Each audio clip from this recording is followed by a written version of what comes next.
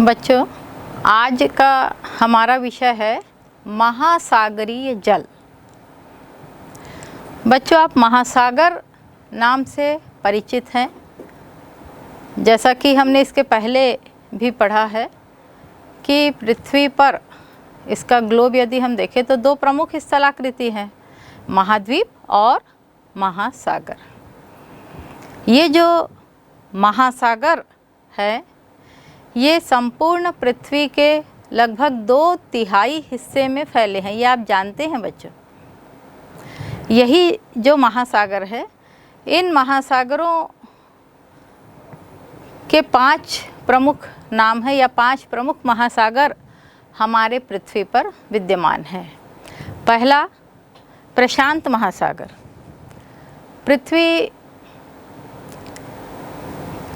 के जितने भी महासागर है उस महासागर का लगभग आधा भाग प्रशांत महासागर के रूप में फैला हुआ है।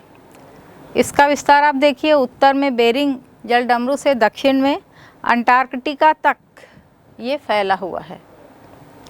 ये महासागर के जो किनारे हैं, एक तरफ उत्तर और दक्षिण अमेरिका तो दूसरी तरफ एशिया और ऑस्ट्रेलिया और पूर्वी द्वीप समूह इसके अंतर्गत आते हैं। ये प्रशांत महासागर की सीमा है, बहुत ही विस्तृत ये महासागर है, उतना ही गहरा है। लगभग 5000 मीटर तक इसकी गहराई पाई जाती है। इसके उत्पत्ति के संबंध में ऐसा मत है कि जब चंद्रमा पृथ्वी से अलग हुआ, क्योंकि चंद्रमा जो है वह पृथ्वी का उपग्रह है और पृथ्वी का ही टूटा हुआ एक हिस्सा है, ऐसा विद्वान मानते हैं। तो जब चंद्रमा पृथ्वी से अलग हुआ था उस समय एक बड़ा सा गहरा गड्ढानुमा आकृति बन गई थी और कालांतर में ये धीरे धीरे भरने लगा और यही प्रशांत महासागर के रूप में वर्तमान में जाना जाता है। जबकि जो विवर्तनिक सिद्धांत है उसके अनुसार महासागर और महाद्वीप जो पृथ्वी के 2 बड़े भाग थे, जिसे हम पेंजिया और पैंथालासा के नाम से जानते थे, यही पेंजिया के विखंडन के साथ पेंजिया कई टुकड़ों में बटा और अलग अलग दिशाओं में प्रवाहित हुआ है। जब कुछ हिस्सा पश्चिम की ओर प्रवाहित हुआ, जिससे उत्तर अमेरिका और दक्षिण अमेरिका जो है ये पश्चिम की ओर प्रवाहित हो गए, उससे मध्यवर्ती भाग में अटलांटिक महासागर बना। नीचे में यदि हम देखते हैं तो यूरेशिया का हिस्सा उत्तर की ओर प्रवाहित हुआ, तो दक्षिण का जो हिस्सा था वहाँ हिंद महासागर बना और पैंथालासा का जो शेष हिस्सा था यह प्रशांत महासागर के रूप में विस्तृत हुआ है। दूसरा प्रमुख महासागर है अंध महासागर। ये महासागर उत्तर अमेरिका, दक्षिण अमेरिका इसके एक तरफ और दूसरे तरफ यूरोप और अफ्रीका महाद्वीप के मध्य में ये लगभग अंग्रेजी अक्षर के एस की भांति फैला हुआ है। यह भी उत्तर में ग्रीनलैंड के पास से यदि हम देखें तो दक्षिण में अंटार्कटिका तक यह उत्तर से दक्षिण विस्तृत है, लेकिन प्रशांत महासागर के आधा है। ये जो महासागर है यहाँ पर मध्यवर्ती भाग में है और जैसा अभी बताया कि उत्तर अमेरिका और दक्षिण अमेरिका के पश्चिम की ओर सरकने से विकास हुआ है। तीसरा प्रमुख महासागर है हिंद महासागर। हिंद महासागर बहुत ही छोटा है, लगभग 7.34 करोड़ वर्ग किलोमीटर के क्षेत्र में यह फैला है। लेकिन इस महासागर का महत्व हमारे देश के लिए बहुत अधिक है। हमारे देश के दक्षिण में है ये, वैसे विश्व के लिए भी महत्वपूर्ण महासागर है।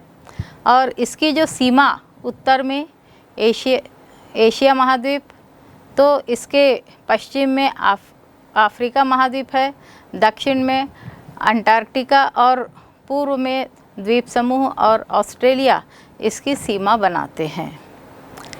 ये एक ऐसा महाद्वीप है जहाँ पर मानसूनी जलवायु का विकास होता है। तो ये 3 बड़े महासागर, इसके अलावा 2 और महासागर है। एक कहलाता है उत्तरी ध्रुव महासागर।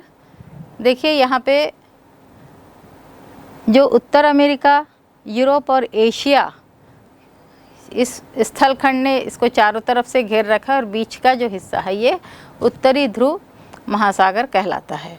दक्षिणी ध्रुव या दक्षिण में जो अंटार्कटिका द्वीप है, इसके चारों तरफ फैला हुआ थोड़ा सा क्षेत्र जो है वह अंटार्कटिक महासागर कहलाता है।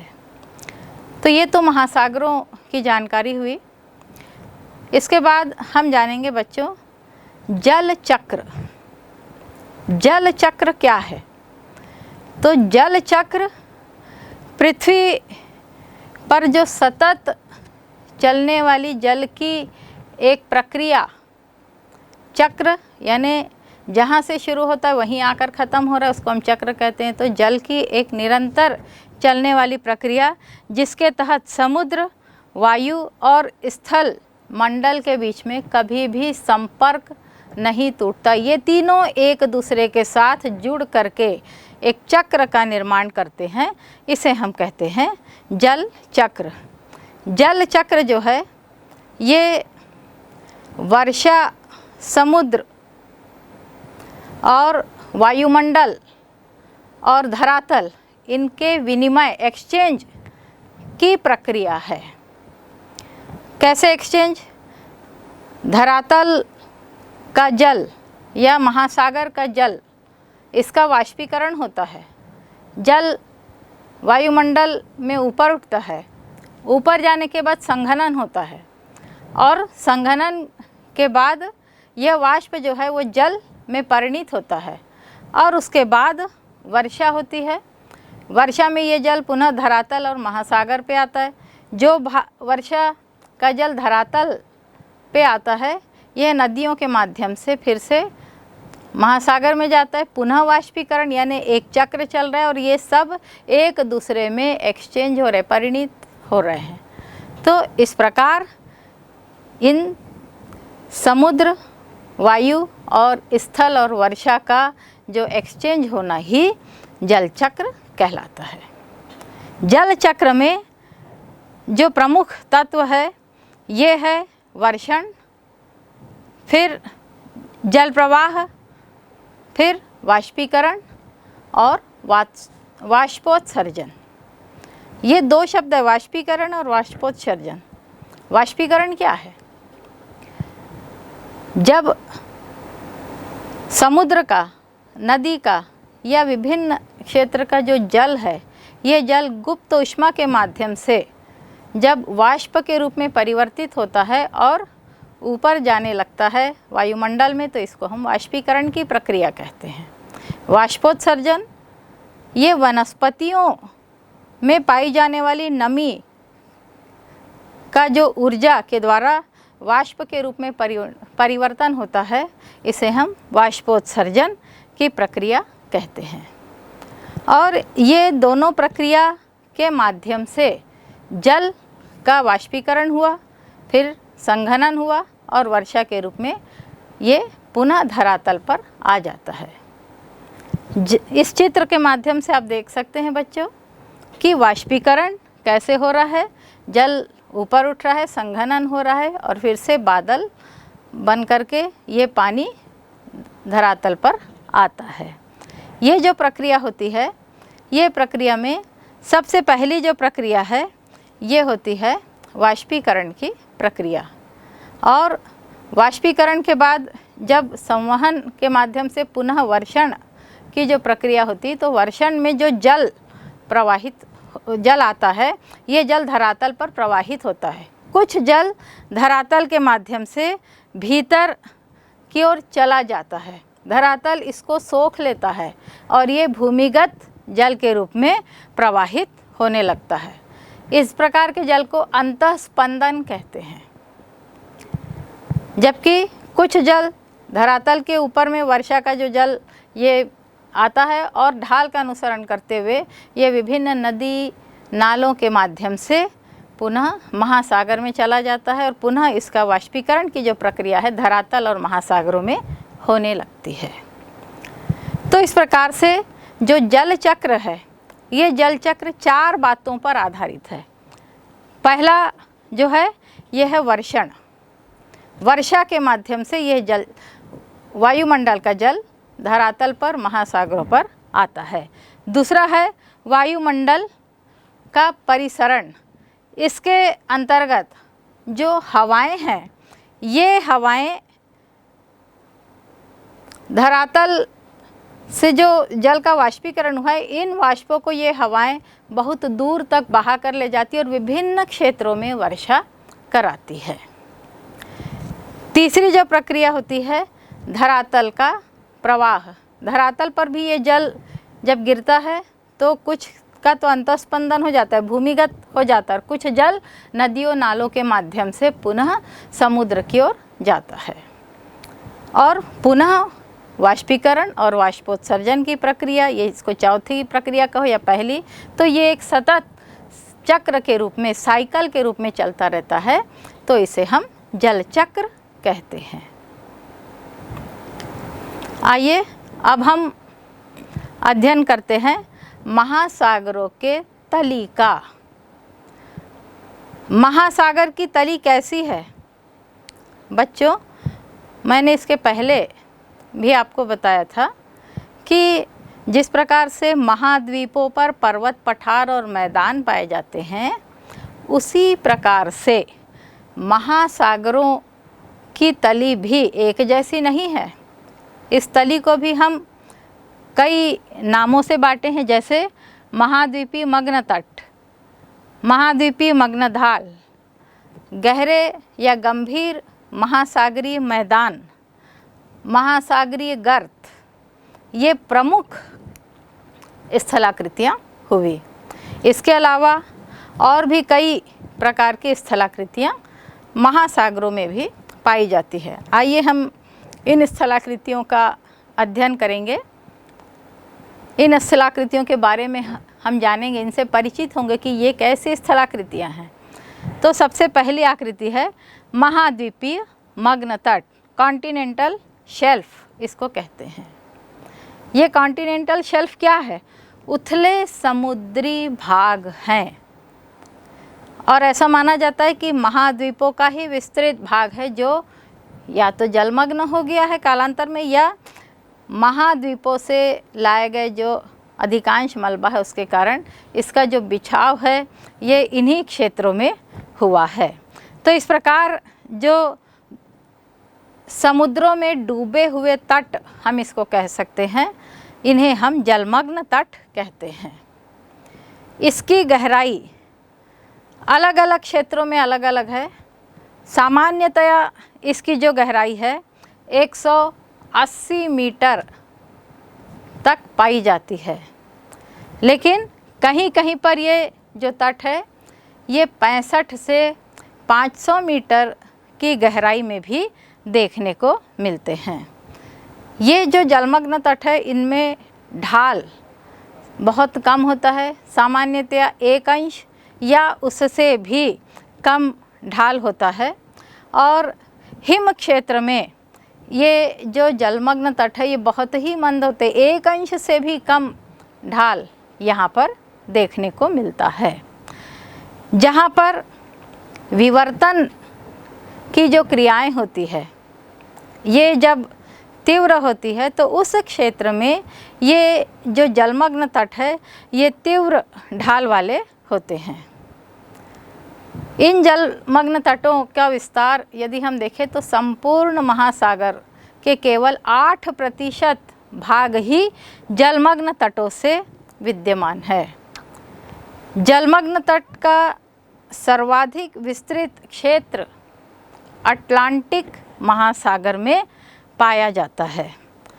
यहाँ पर जो जलमग्न तट है ये लगभग 12.5% क्षेत्र में विस्तृत है, जबकि प्रशांत महासागर में जो जलमग्न तट है ये केवल 7%, और हिंद महासागर में जलमग्न तट जो है ये 6.5% क्षेत्र में ही पाए जाते हैं। दूसरी जो आकृति है इसे हम कहते हैं जलमग्न ढाल। जहाँ से जलमग्न तट समाप्त होता है वहीं से जलमग्न ढाल प्रारंभ हो जाता है। ये ढाल तटों की तुलना में अधिक तीव्र होते हैं और इन ढालों पर तेजी से जो पदार्थ है वो नीचे की ओर चले जाते हैं। सामान्य रूप से ये जो ढाल है इसका औसत स्वरूप यदि हम देखें तो 2 अंश से 5 अंश तक ये ढाल देखने को मिलते हैं। लेकिन जैसे महाद्वीपों के तट अलग अलग होते हैं वैसे ही जहाँ पर महाद्वीपों के तटों पर पर्वत अधिक देखने को मिलते हैं तो इन क्षेत्रों में जो ढाल है वो 3 अंश से 5 अंश तक भी देखने को मिलता है, जबकि जहाँ महाद्वीपों के तटों पर मैदान होते हैं तो उन क्षेत्रों में ढाल 2 अंश के लगभग ही पाया जाता है। भारत में जो कालीकट के पास में जो कोझिकोड तट है ये तट काफ़ी तीव्र ढाल वाला है। यहाँ पर लगभग 5 अंश जो है वो मग्न ढाल यहाँ देखने को मिलता है।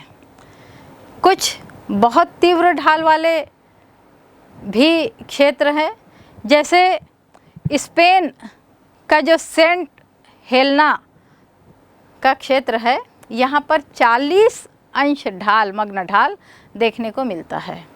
इसी प्रकार से सेंट पॉल के पास में 33.5 डिग्री जो है वह ढाल देखने को मिलता है। तो कहीं कहीं पर ये ढाल बहुत तीव्र होते हैं और सामान्य रूप से ये ढाल 2 अंश से 5 अंश तक होते हैं।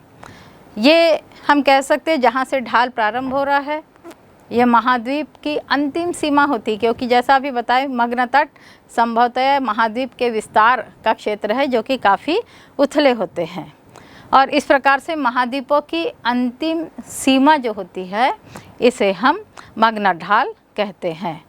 अटलांटिक महासागर में ये जो मग्न ढाल है ये लगभग 12% क्षेत्र में है, जबकि प्रशांत महासागर में ये मग्न ढाल काफ़ी कम देखने को मिलते हैं। तीसरी जो स्थिति है इसे हम कहते हैं गंभीर महासागरीय मैदान। ये गंभीर महासागरीय मैदान मग्न ढाल के बाद ये वृहत क्षेत्र में फैले हुए हैं। ये बहुत ही मंद ढाल वाले मैदान होते हैं और इनका जो ढाल होता है सामान्य रूप से 1 डिग्री या उससे भी कम होता है। ये जो गहरे मैदान है इसकी औसत गहराई 3000 से 5000 मीटर के लगभग पाई जाती है। इसमें से लगभग 76% क्षेत्र सपाट होते हैं और इन क्षेत्रों में सामान्यतया मिट्टियाँ, जीव जंतुओं के जो अवशेष होते हैं ये इस क्षेत्र में वनस्पति के अवशेष, मिट्टियों में लाल मृत्तिका जो होती है ये सबसे अधिक पाई जाती है। ये जो गहरे महासागरीय मैदान हैं इनका विस्तार उत्तरी गोलार्ध में कम और दक्षिणी गोलार्ध में अधिक है। सामान्य रूप से 20 अंश उत्तर से 60 अंश दक्षिण के बीच में इसका विस्तार अधिक है, जबकि 60 अंश से 70 अंश उत्तर में तो ये मैदान बिल्कुल भी नहीं पाए जाते। 60 अंश दक्षिण में इसका क्षेत्र सर्वाधिक विस्तृत है। इस प्रकार से ये जो गहरे महासागरीय मैदान है अटलांटिक महासागर में इसका 55% पूरे महासागर का 55% हिस्सा जो है ये इन्हीं मैदानों में है, जबकि प्रशांत महासागर का 80% भूभाग और हिंद महासागर का 81% भूभाग गहरे महासागरीय मैदानों के अंतर्गत आता है। लेकिन सन 1947 में जो महासागरीय खोज और अन्वेषण का कार्य हुआ है, इसके तहत ये बताया गया है कि ये महासागरीय मैदान लगभग समतल नहीं है, बल्कि इसमें ऊबड़ खाबड़, आड़ी तिरछियाँ, कटक और पहाड़ियाँ देखने को मिलती है। ये कटक और पहाड़ियाँ जो है, इसमें जो कटक है ये काफ़ी ऊंचे हो गए हैं, और कुछ कटक तो इतने ऊंचे हो गए हैं कि ऊपर समुद्र के ऊपर में कुछ द्वीप जो दिखाई देते हैं वो इन्हीं कटकों के ऊपरी या शीर्ष वाले भाग है। इसके उदाहरण के रूप में हम जापान के द्वीप समुदाय को ले सकते हैं, जो कि इन्हीं महासागरीय कटकों का ऊपर उठा, जो जल के तल से ऊपर उठा भाग है। तो ये गंभीर और गहरे महासागरों का उल्लेख हुए। महाद्वीपीय मग्न तट में अटलांटिक महासागर का जो सर्वाधिक क्षेत्र है 13.3% यह मग्न तट में आता है, जबकि प्रशांत महासागर का 5.7% और हिंद महासागर का 4.1% क्षेत्र जो है यह मग्न तटों के अंतर्गत आता है। महासागरीय गर्त बहुत अधिक बिखरे हुए हैं, कहीं जगह पे नहीं हैं, और ये महासागरों के बीच में नहीं पाए जाते, बल्कि ये सामान्य रूप से महाद्वीपों के किनारे में, यदि पर्वतीय श्रृंखला या पठार है तो उसके किनारे में देखने को मिलते हैं, या फिर जो महासागरों के बीच में जो कटक और पहाड़ियाँ पाई जाती तो उनके आसपास में ये गर्त सर्वाधिक देखने को मिलते हैं। ये गर्त बहुत ही तीव्र ढाल वाले और बहुत कम क्षेत्रफल वाले होते हैं। संपूर्ण महासागर के केवल 7% हिस्से जो है ये गहरे महासागरीय गर्त होते हैं। यहाँ का जो वातावरण होता है पूरी तरीके से अंधकारमय होता है, लेकिन बहुत ही ठंडा वातावरण यहाँ पर होता है। सामान्य रूप से इन गर्तों का जो निर्माण हुआ है वलन या भ्रंशन की क्रिया और कहीं कहीं पर टेक्टोनिक क्रियाएं भी हम इसके अंतर्गत सम्मिलित करते हैं, और इस प्रकार से इन गर्तों का निर्माण हुआ है। विश्व का जो सबसे गहरा ज्ञात गर्त है, जहाँ तक लोग पहुँच पाए हैं, ये गर्त जो है प्रशांत महासागर का मेरियाना गर्त है, जो गुआम द्वीप के पास है, और इसकी गहराई 11,033 मीटर आंकी गई है। ये सबसे विश्व का ज्ञात गहरा गर्त है। इसके अलावा और भी जो गर्त है, इसमें फिलीपींस गर्त जो आता है, या जापान के पास का जो गर्त है, ये भी इसी में सम्मिलित है। तो ऐसे विभिन्न गर्त, क्यूराइल गर्त है, या फिर एलुशियन गर्त है, फिलीपींस गर्त है, तो अटाकामा के पास का गर्त है। तो ये सभी गर्त गहरे गर्तों के उदाहरण प्रस्तुत करते हैं। अभी तक जो ज्ञात गर्त हैं महासागरों में, इनकी संख्या 57 है, और इसमें 32 गर्त प्रशांत महासागर में स्थित है, जबकि 19 गर्त अटलांटिक महासागर में, और केवल 6 गर्त जो है ये हिंद महासागर में स्थित है। महासागरों की ये जो प्रमुख स्थलाकृतियाँ हैं, इनके अलावा कुछ और भी अन्य स्थलाकृतियाँ महासागरों में पाई जाती है। इन स्थलाकृतियों में कटक, बच्चों जैसे बताया कि ये जो गहरे महासागरीय मैदान है, यहाँ पर कुछ उबड़ खाबड़ भूमि जो होती है ये कटकों के नाम से जानी जाती है। विवर्तनिक शक्तियाँ इसमें इस कटकों के निर्माण में सक्रिय होती है। सामान्य रूप से जो तीव्र ढाल वाले कटक होते हैं या अंदर के जो कटक होते हैं ये ऊंचे पर्वतों की भांति खड़े रहते हैं, जबकि जो जिनका ढाल मंद होता है ये पठारों के समान चौरस क्षेत्र होते हैं।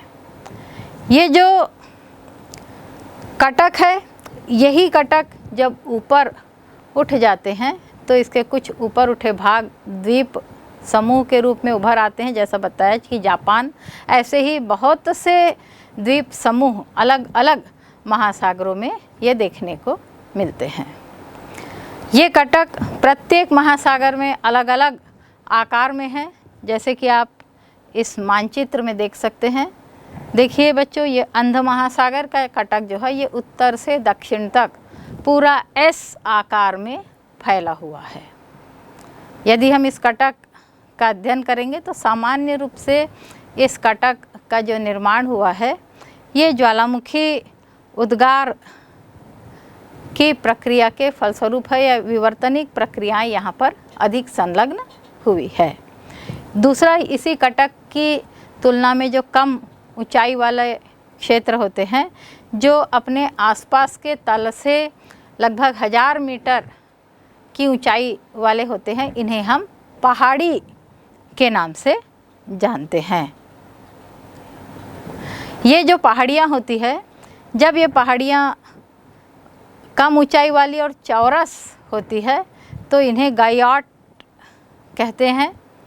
ये लगभग पठार नुमा आकृति होती है। महासागरों में इस प्रकार की जो पहाड़ियाँ हैं इनकी संख्या बहुत अधिक है। अकेले प्रशांत महासागर का यदि अध्ययन किया गया तो यहाँ पर 10,000 से भी ज़्यादा पहाड़ियाँ देखने को मिलती है। इसके बाद की आकृति है जलमग्न कैनियन, सबमराइन कैनियन इसे हम कहते हैं। ये गंभीर महासागरों में 2000 से 3000 मीटर की गहराई पर प्रायः देखने को मिलते हैं।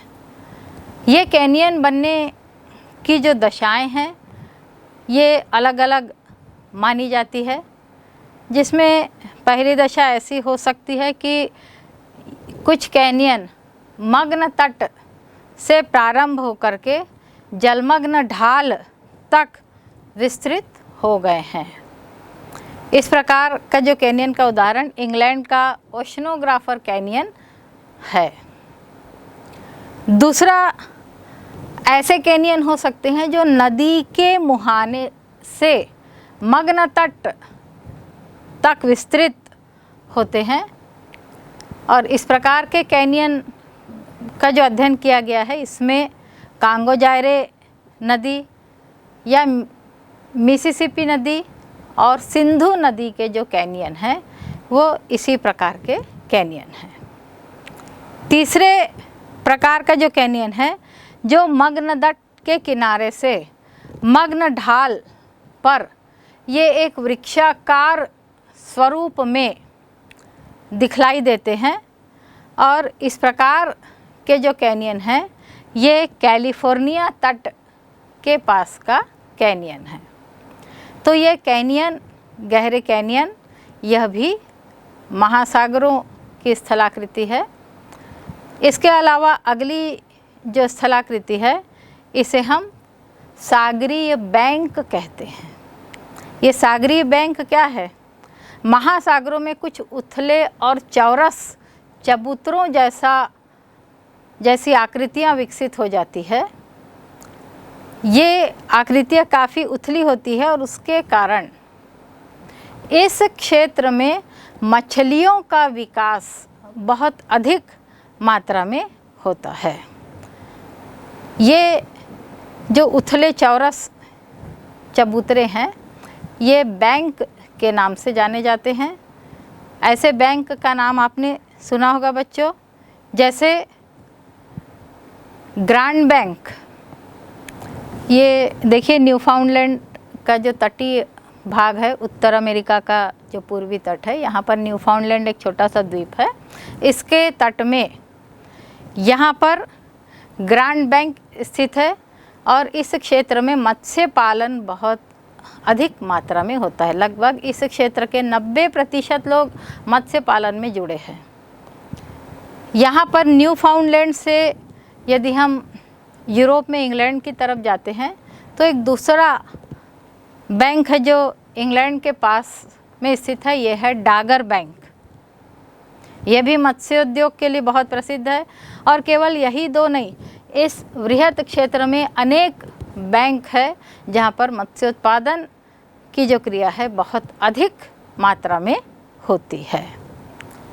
इसके अलावा महासागरों के किनारे वाले हिस्से में, जहाँ पर महाद्वीप और महासागर मिलते हैं, तो जो भाग स्थल से घिरे होते हैं या पर्वतीय क्षेत्र से घिरे होते हैं, तो उन क्षेत्रों में अनेक सीमांत सागर जैसे भूमध्य सागर, लाल सागर, जापान सागर, ऐसे आपने कई सागरों के नाम जाने होंगे।